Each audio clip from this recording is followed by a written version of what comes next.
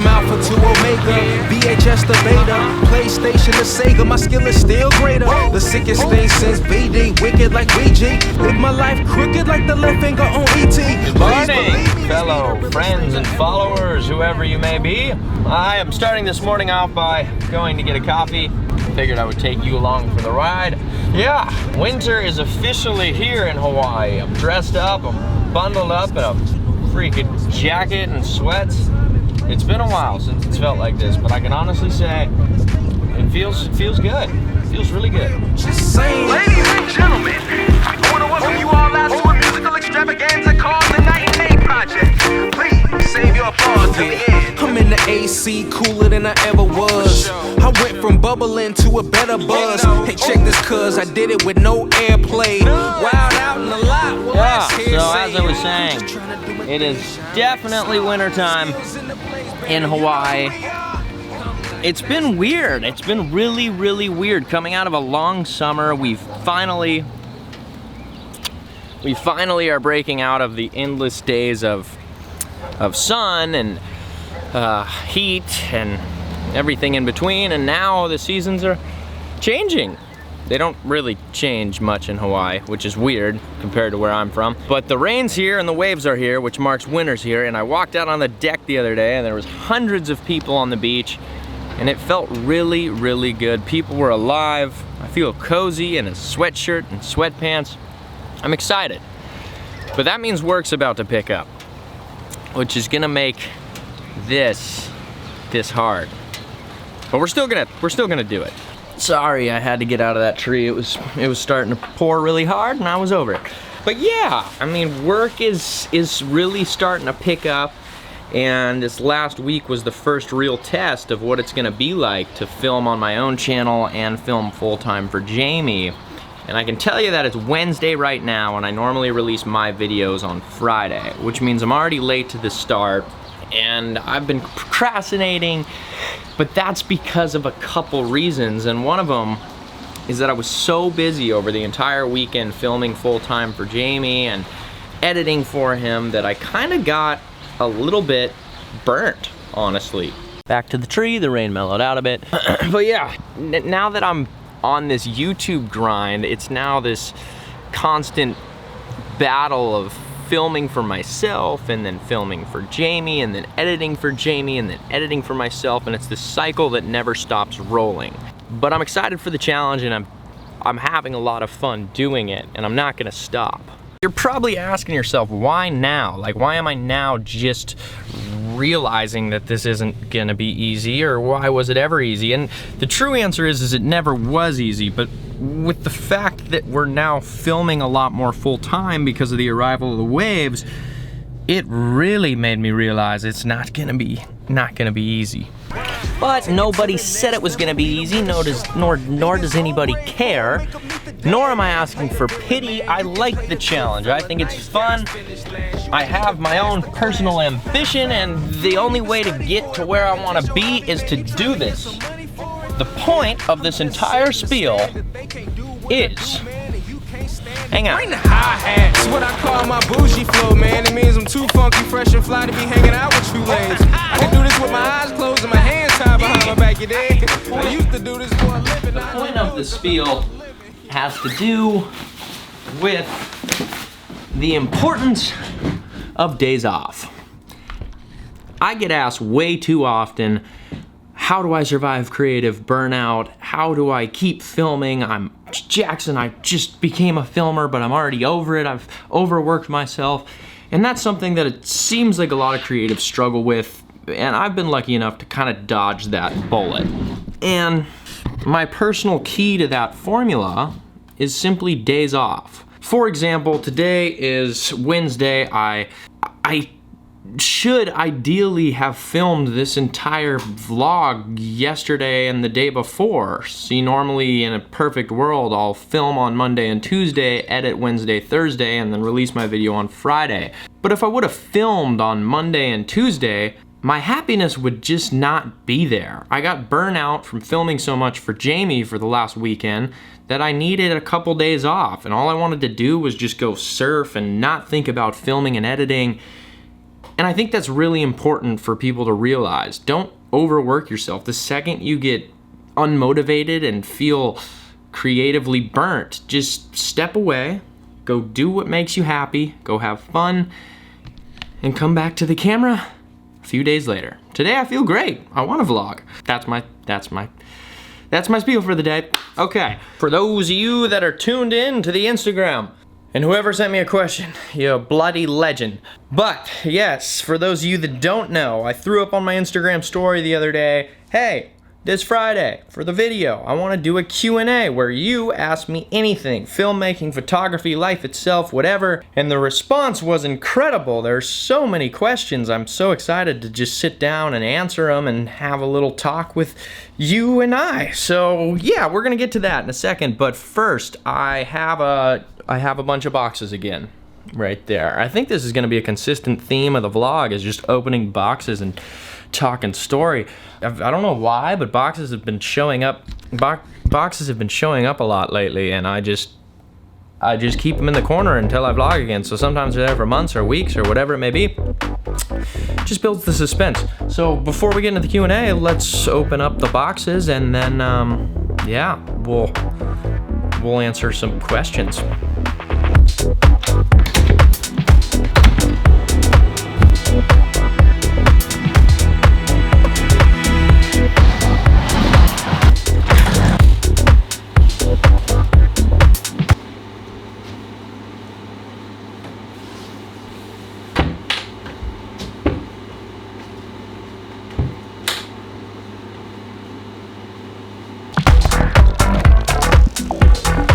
Coming in hot, bro. Can I borrow your knife?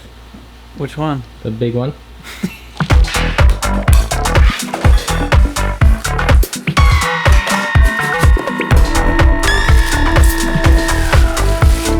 Package number 1 from the legends themselves, Buell wetsuits, ladies and gentlemen.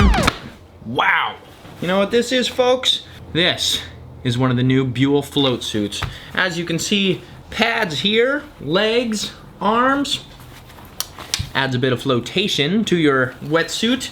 Reason being for that is so I can start charging a little bigger waves this year, and helps me get to the surface a little sooner. Or if I get knocked out, I'll float to the top. Thank you, Buell. They're the best wetsuits in the game. Check them out if you guys need a wetsuit. Buell, seriously, they treat me like family. Love those guys. Thank you. We only have 2 more packages to go, not as many as last time. This next one, I don't know what it is.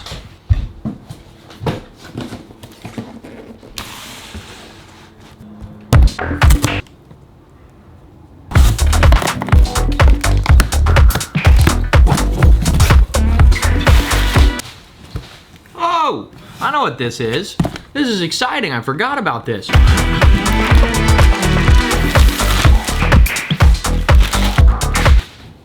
Okay, so this company BenQ reached out to me maybe 2 weeks ago. That's how long it's been sitting in a box in my room. Anyways, they sent me this screen bar, and it's like a lamp that attaches to your monitor and lights up all your keyboards and all sorts of devices that whatever may be lying underneath your monitor. So it helps with your eyes apparently, and I don't know, clean, cool looking design. We'll set this up, see how it looks.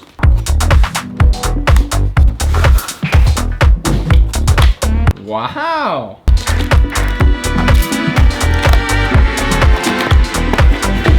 Okay, I told BenQ I'd do a video about their product. They said they'll send me one in exchange for a video, and I told them sure. Looks like something I could actually use, and that's kind of how I work. If it's something that looks good and something that could benefit my workspace, I'll take up the offer. A little disclaimer there. Looks good, feels good. I was not paid to say that. Oh, this one's from my sweet, sweet mom. I know what it is. What am I doing? And a note attached, oh my God. Hey J Bear, thought I'd send you this cool t-shirt I got you in Del Mar. Hope it fits. Mom, your handwriting is terrible. We sure hope we get to see you in December. XOXO Mom. Thanks Mom, love you too. I guess Mom just saw this shirt and thought of me, so figured she'd buy it and send it. That's A1 mom right there. Okay, that wraps up all the mail. Maybe we'll set up this screen bar really quick and then Q&A time. Let's do it. We're gonna widen it up, tilt it like that, right there. Okay, here we go. If it's as easy as this is amazing.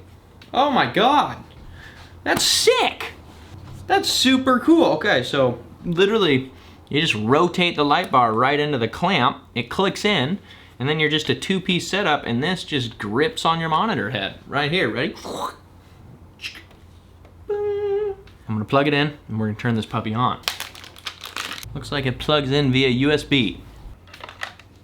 Did anything happen? We're plugged in, ladies and gents. Oh, we're not plugged in, that's why. Boom! Oh, sick! I honestly have no affiliation with these people whatsoever. I actually think this is a really genius design. The setup was like -4 seconds, and it looks like it's a cool little aesthetic, super clean. Yeah, kind of amping, actually. Thank you, this is sick. I'll link them in the description if you're interested in checking it out. Let's get into this Q&A. Pages and pages and pages and pages and pages and pages and pages of questions. Holy God, you guys are legends. I even got the journal here to do some live drawings if things get really deep. Okay, first up, let me find one that I like. Okay, this is a fun one from Christian Penland 06. Have I gotten barreled this winter? Mitch Cini asks, how did you score such a legendary job? Like, what got you in a position to be with Mr. J.O.B.? Mitch, I'm gonna tell you, go watch my chapter series. Link right here. What app do you use when editing? Adobe Premiere. Who's your surfer girl crush? Oh, Ivy Miller. If you're watching this, Ivy, I'm here. Wyatt Stark asks, what made you get into surf photography and videography? Honestly, it kind of just fell into my lap. I always wanted to be an action sports filmmaker or photographer, and what was cool is that surfing was something that I had recently fallen in love with, and I didn't grow up with it, so it's a new world to me, and I'm super excited that this one came my way. I always wanted to be surrounded by the culture and learn the sport, and to be surrounded by the best in the world is a pretty cool experience to be able to learn something I had always been really interested in. Mark Roll, dude, he's asking export settings for Instagram. That was 2 videos ago. Just go back and watch it, Holmes. This guy's not even notification squad. James Stock Dally asks, what held you back from growing YouTube earlier? I've always been growing my YouTube. I pretty much for the last 5 years have at least been posting once a month on it. And no, that's not what you want to do if you're taking YouTube seriously, but at least I was getting the ball rolling on YouTube. If you're talking about more growing it seriously with a direct path to strictly do YouTube, I think there was a lot of reasons this came into play. Depending on where I was with my career at the time, it felt like I needed to build my personal brand and establish myself as a filmmaker before I switched over to YouTube. I wanted to build a following, and I wanted to focus on freelancing and focus on my craft, and then loop around years later with the knowledge that I gain and now talk story. There's a lot of questions if I'm gonna get barreled this winter. Pressure's on. When will Justin get barreled? Oh, watch this. Hang on. Justy, come here. Justin's coming, hang on. Get in here. KK Keith 1 wants to know, when will Justin get barreled? Funny story, if you would like to see what most recently happened when he tucked into a barrel. I mean, he's already gotten barreled, but this was his most recent barrel experience. Would you mind showing? Well, I pulled into a little something the other day on the reef, and didn't fare too well. Shin's a little banged up, you know. Rub a little aloe on there, I'll be all right, but it's pretty sore. He pretty much pulled into a dry reef barrel and blew his knees up on the rocks. So there you go, KK Keith 1. Justin's joining the talk show, folks. Best ski resort in the world, San Anton, Austria. Claimed. What do you think? I haven't been to very many, but gotta Japan would be up there for me. Gotta be too. Japan. We've both been to Japan. That's Northern where we met. Japan. Niseko is better than Hakuba. Thought Niseko was better than Hakuba as well. Oh, my boy Kale Brown, TikTok man. Kale Brown, Kale dude. sliding in here. Why you so sick with them shits? That's his question. Kale, honestly, why you so sick with them dance moves, G? Dude, he's so sick. He's so sick. I want to roll it. Yeah, I'm gonna roll a check it clip. I'm out. gonna mute the audio so that I don't get the copyright infringement. But I'm gonna roll a clip. Look at this guy.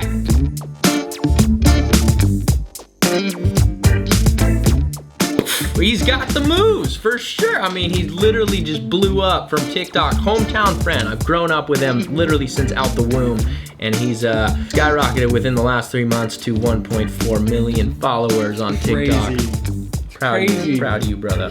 What has been your favorite all-time memory so far shooting with Jamie? By Nate Goldberg. Oh, there's been so many sick moments, man. I can't even get over it. I think. How do you boil it down to I one? don't even know. I think my favorite trip was Japan, when we all went with the crew. Maybe it was because it was like the change in the lifestyle for me, and skiing was my background, so to be back on snow, I was like the little snow bunny that got released to go hop around the mountains. Let's get it, huh? Yeah. Psyching? Yeah, it should be good. Only the best day of the year. Oh, yes! So that part got me amped, but the whole trip was just epic. We were with Choco, Scummy, Margarita, Tina, Jamie, and it was just nothing but good times. And we were at the City Wave, I remember, was one of my favorite days, and we all just cycled on this wave and just had the best time ever. And then we ended the whole trip with like the most bomb Indian food. the Indian food of time. dreams, dude. There's this Indian restaurant. crazy. It was so best food I think I've ever had. It beat Europe. It was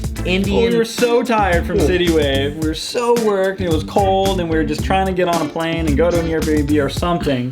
We were super hungry, and we just walked into this hole-in-the-wall place and just scored. Place was mental, crazy. literally hole in the wall. How come you don't grow out the stash, bro? Dude, I grow out the stash every week. That thing can't stop growing. All right, bro. You out of here? Too hot? Out of here. Pretty That was hot. fun. I'll try and heal up as fast as I can. I'll be back in the water, and we'll be getting barreled before you know it. Boom! Yeah, he's out for like 2 weeks, but won't stop me from chasing barrels. What advice would I give someone that wants to pursue photography and videography full time? Whew.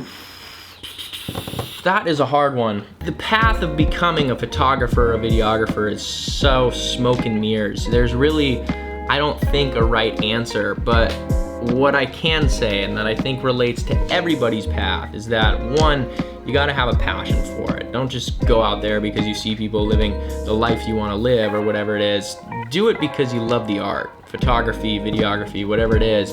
I think that's what's gonna allow you to have longevity and outlast the competition. I really feel that the biggest player in becoming a successful photographer and videographer is just putting your work out there and not stopping at anything. You can't slack. You gotta just always be posting videos, bettering your craft, posting photos, reaching out to people, trying to get your work seen. And as it gets seen, and if you really do have a talent, and if you work on that talent, it's gonna get passed down the grapevine, one person to the next. It's gonna recommend you to him and him to her, and that ball just keeps rolling. A Barrett 1010 asks, I am about to start a surfing YouTube channel. Do you have any tips? Differentiate. How do you say that word? Differentiate. Differentiate yourself from the crowd. Do what no one else is doing. Be creative, come up with that way. Next biggest tip, consistency. Post at least once a week. Do you have a girlfriend? No. Can you give us a mini B-roll tutorial? Yes, coming soon. Luke Dog asks, how did you know stopping college was the right move? I didn't, man. You can't ever know what the right move is, but the biggest problem that people have is when they dwell on debating if it's the right move. You're never gonna get anywhere if you don't try something. And all I had was this inner belief in myself that I could drop out of college and make a career for myself. Other than that, I had no idea. It was super scary leaving college. You got the pressure of your parents and society itself telling you that's where you need to be, and to go against the grain a little bit and try and run your own show was definitely a little nerve-wracking. Had no idea it was the right move, but at the end of the day, you just gotta put faith in yourself sometimes and put your head down and get the job done. Favorite country you visited? Austria, Japan, Nepal. Switzerland. Those are my 4 favorite countries. Joe Blacks asks, would I ever visit Puerto Rico? You know, man, I have visited Puerto Rico, and I gotta say that it's one of my favorite countries also. I should have put that on the list. I love Puerto Rico, man. I can't wait to the day that I go back. I went there last year with my girlfriend at the time, and we had one of the best trips ever. It was so sick, and all I wanna do is go back to Puerto Rico and relive that dream. Super, super, super good time. I love that country. How old are you? 21. I'll be 22 in December. CJ Lens 8 asks, who would win in a foot race, Sally or Tina? Tina, her legs are longer. Sorry, Sal. Why do you hardly surf? Regards from Costa Rica. Vivi, I surf every single day. If there's waves, I'm surfing. That's just my escape. I don't film it. What did your parents say when you wanted to start filming and drop out of college? It's a great question, man. I'm lucky enough to have some really supportive, amazing parents, and they definitely weren't super amped on the fact that I was dropping out of school a semester into going, but my mom was definitely a little more on board with it, and my dad, just because of the way he grew up, all he wanted to do was go to school his whole life, and he just never had the ability to afford it, and he was able to build an amazing life for me and my family, and so he was able to help me go to school, and so he was definitely a little bit on edge when I told him I wanted to leave, but they were supportive after some talks, and then after they saw the fire that was inside of me and the passion that I had, and I told them, give me 6 months and we'll see what happens. And they gave me 6 months, and I'm lucky that the dream panned out. Would you rather have no knees or no elbows? Oh my God, probably no elbows. If you had no knees, you're just noodle legging all the way home. Rather noodle arm than noodle leg. Is film school really worth it, or rather is doing a 1-year program at a university in Vancouver better? Look, my philosophy with film school is that, and some of you know this if you know my story, I'm not biased. I don't hate college. I don't think it's the absolute wrong answer, but what I do feel is that it's gotten to the point where it's so expensive it's almost unjustifiable. And unless you're in a specific field that needs a degree, I just personally don't feel like college is a necessity anymore. We have, as kids who grew up with computers and technology, we have the ability to start a business out of thin air. And all it takes is a little determination and a drive and a passion to make something incredible. So if you're going into film school, keep in mind that nobody cares about what your degree says, everybody cares about what your portfolio looks like. Was it hard dropping everything and moving to Hawaii? You know what, man, for me it wasn't. I'm a big believer in taking opportunity as they come and having non-resistance in my life. If I think an opportunity is good, oftentimes I'll sit on it, I'll think about it, but I won't overthink it. If I think it's good and can benefit my career and my path and my mission, I'll take it without hesitation. That's what my tattoo stands for. So, Shaping Bay asks, what gets you up in the morning? That's an amazing question. Kind of want to get deep with this one. Let me switch to the overhead and we'll draw that out. You see, I like to look at life as if it's a chart where you have ambition and dreams. On this side of the spectrum, you have your inner peace and happiness up here. These are the 2 factors that I use to define success. This is the, let's call it the JL success chart. So if we were to draw a line in the middle of this chart, say right here, this would be your happiness line. Am I spelling happiness right? Downsides of being a college dropout. You don't want to be anywhere below this happiness line. Anywhere in here means that you're just settling for something you hate. Right on the line would mean that you're settling, and up here is the happier you are. So you want to be somewhere in the top 2 quadrants, but ideally the corner pocket quadrant. If I had 0 ambition and hated the job I was doing, I would end up somewhere right here. I would be living in a trailer, eating DiGiorno pizza every single meal, and hating going to work every single day of my life. Now, the next worst quadrant would be to end up over here, which would be if you have really high ambition and dreams, and you're getting there, but you hate the job that you do. This I don't think is good either, because who wants to wake up spending the best days of their life working something that they hate? So I'd say that the next best thing, and in my opinion the second best way to live life, is to have low ambition but to love what you do. And obviously it's a great trait if you are ambitious and want to make money and want to reach all these milestones. That's amazing, but a lot of people don't have that. But what scares me is when they settle for something they hate and they don't have that. If you love cars, for example, why don't you go be a car mechanic? Sure, maybe you won't make the best living, but at least you wake up every single day happy with what you're doing, and right here is what feels good. Because no matter how much money you make or how ambitious you are, if you're working something you hate, you're just gonna be pissed off every single day of your life. So the ultimate, and this is what gets me up in the morning, to answer your question, is to be in the top right corner of this quadrant, somewhere right here. Personally, I would say I'm currently somewhere right about here, honestly. My ambition and dreams are very large, and one day I hope to reach right here.